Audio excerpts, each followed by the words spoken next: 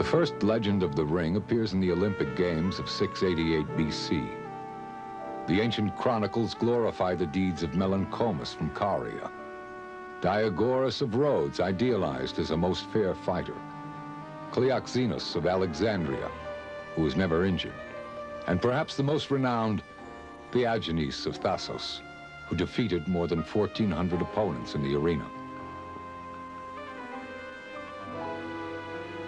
The ancient Greeks held their champions in high esteem. Even their gods participated. Apollo was the patron of boxers. But as the face of this boxer shows, the quest for immortality in the ring offered disfigurement and pain, as well as the victor's laurels.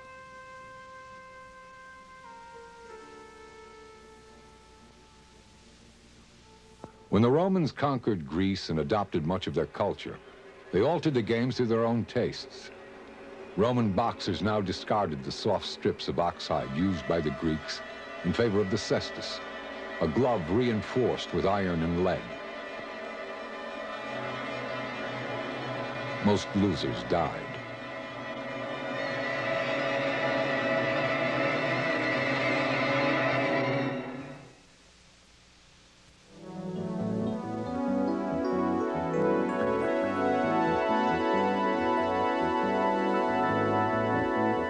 Prize fighting was established as a professional sport in England, and boxing as we know it appears in 1719 with boxing's first champion, James Figg.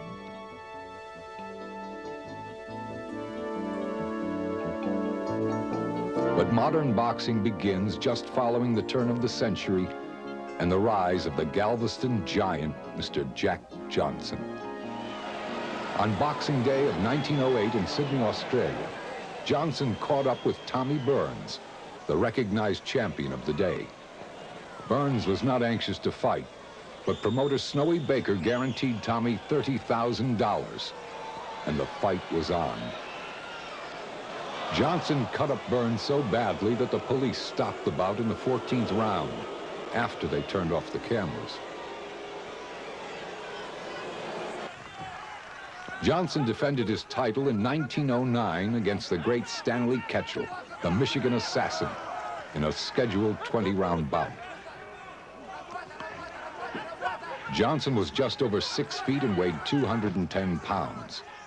He was a smart and cautious fighter who was a scientist of the ring. He had a tremendous left and a great feint. Many of his fights were mismatches, as was this one with Ketchel. Ketchel was the middleweight champion, but it seemed that every white fighter wanted to take on Johnson, and Caucasian fighters became the great white hopes of their time.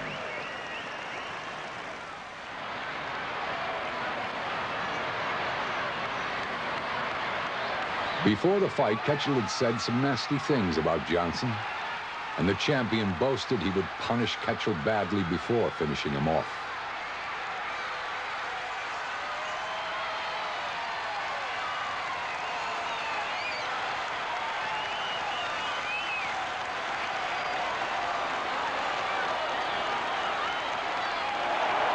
Ketchel is down,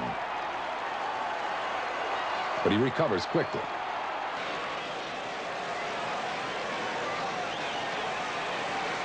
Ketchel is a hard-hitting two-fisted puncher, but his only chance is to make Johnson lead, then get him close. But Ketchel is forced to carry the fight to Johnson instead, and Johnson ties him up. Johnson's playing a cat-and-mouse game as Ketchel waits for an opening, and the cat just backs away.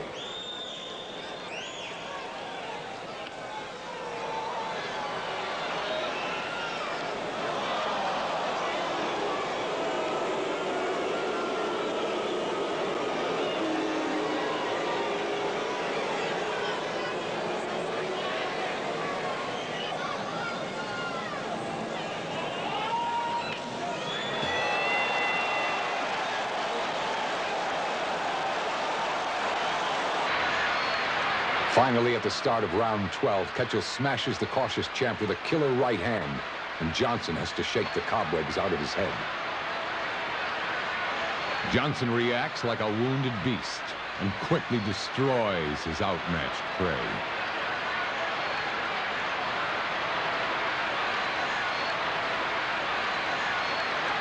Johnson reigned until April 5th, 1915, when Jess Willard beat Johnson in Havana, Cuba, in what is perhaps the most enigmatic sporting match of all time. Did Johnson take a dive, as he later claimed he had to in order to return to the United States? Or, at the age of 37, after leading an excessive lifestyle, was Johnson simply exhausted and therefore unable to continue in the 26th round and chose to stay on the canvas instead? Did he take a fall? Can you see it?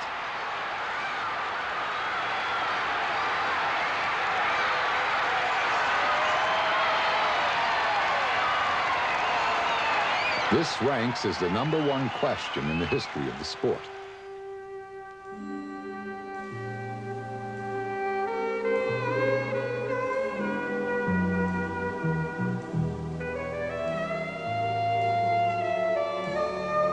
Ten months later in New York City, in the old Madison Square Garden at Madison Avenue and 27th Street, Willard met Frank Moran in a scheduled 10-round bout promoted by the father of modern promoters, famous Tex Rickard.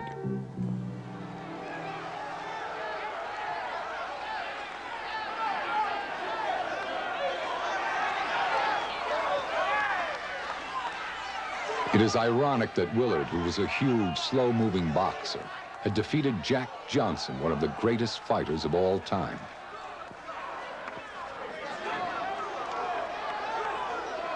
Willard was a giant of a man. At 6'6", 259 pounds, he made Moran seem much smaller than he was at 6'1", 205. Moran is an aggressive, hard hitter, but he's simply outmatched by Willard's size and strength. After the fight, Willard said he had broke his hand hitting Moran with one of these uppercuts.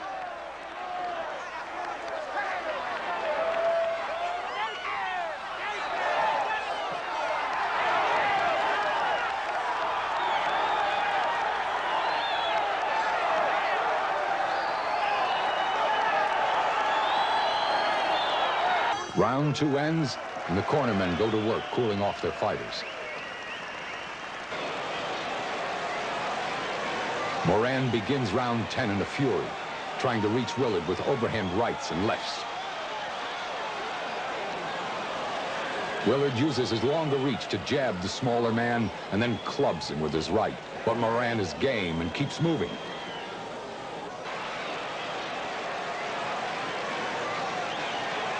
In those days, decision fights were illegal in New York. Only a knockout counted officially. But the newspaper writers agreed that Willard had won the fight. But Willard's heart was not in boxing, and he was not to defend his title until almost 3.5 years later. And this time, he would not be so fortunate.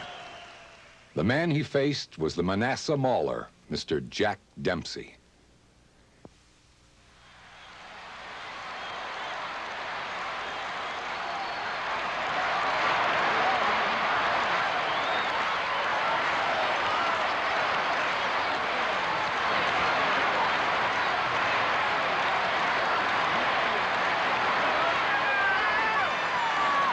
Dempsey gave Willard a terrible beating under the hot Toledo sun. Willard was unable to answer the bell for the 4th round. Jack Dempsey became the undisputed king of the heavyweights, the most popular champ since John L. Sullivan. William Harrison Dempsey was a tough young tent fighter from Colorado who had fists of iron and a granite jaw. Add to this the managerial genius of Jack Kearns, and a legend was born.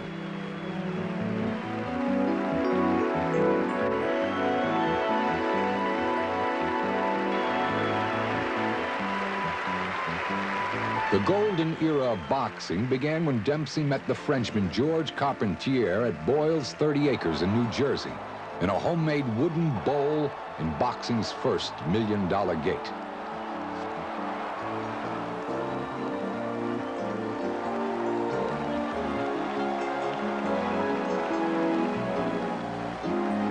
The Frenchman's fate was headline news in the first wire photo published by a newspaper.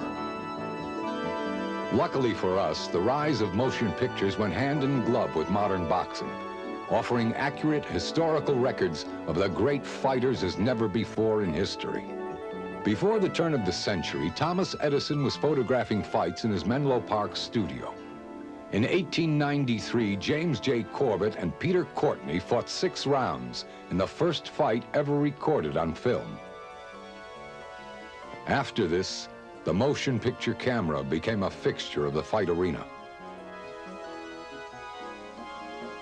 The other factor in the rise of boxing as a major sport was the open-door policy the United States had between 1892 and 1924, when more than 12 million immigrants entered the Promised Land, only to find that the streets were not paved with gold and poverty was a regular way of life. The riches of the ring held a powerful grip on the minds of young men brought up in the streets and ghettos of the American cities. One of these young men was the world's next great heavyweight champion, Gene Tunney.